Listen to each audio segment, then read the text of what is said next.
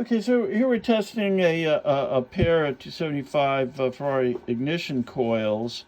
Interesting that they both have a 4V on the top, which when we're dealing with high power like this, it is possible that 4, 6, or 12 volt coils might actually internally be slightly different from each other. So our challenge will be to find, for the one bad coil here, a match.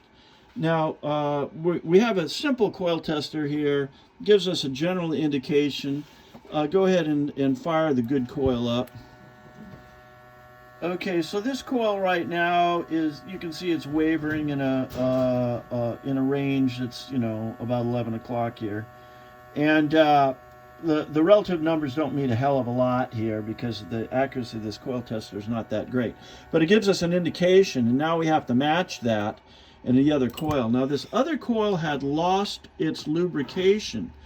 I think it's mounted sideways in the vehicle, and the seal on the top of it just simply went bad.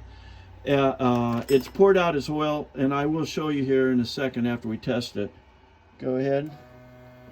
Well, you can see we're barely moving it on the coil here, which means it's internally shorted.